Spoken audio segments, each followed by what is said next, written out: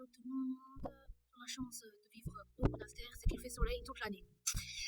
Voilà, est-ce que je suis dans une illusion? C'est à vous de voir. De toute façon, je suis là pour vous parler aujourd'hui de la manière dont je procède pour faire mes créations en 3 dimensions, c'est-à-dire des collages. On peut appeler ça aussi une pratique picturale en 3 dimensions. Voilà.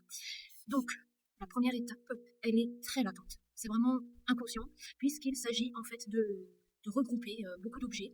Donc, c'est des objets pour la plupart qui vont être naturels, comme des plantes séchées, des pierres brutes, ou bien du matériel avec lesquels j'ai passé beaucoup de temps.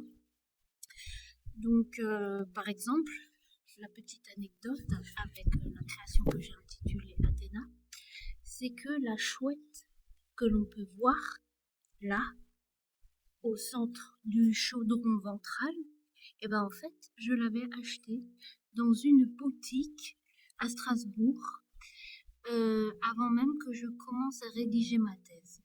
Et quand j'ai acheté cette chouette qui, d'origine, est posée sur un tas de livres, je me suis engagée à terminer ma thèse. Pendant la phase latente, je ne sais donc pas ce que je vais créer, ce que je vais faire de tous ces objets. C'est une fois que j'en ai récupéré suffisamment et que je commence à les associer, à les mettre en lien, que je vois ce que ça pourrait donner.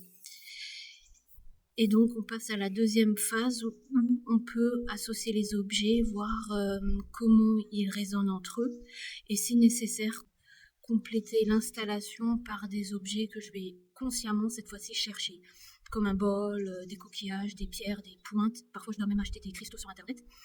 Et enfin, le collage. Et là, c'est une manière vraiment de cristalliser, de fixer l'œuvre terminée. Et au fur et à mesure que je colle les objets, l'œuvre apparaît.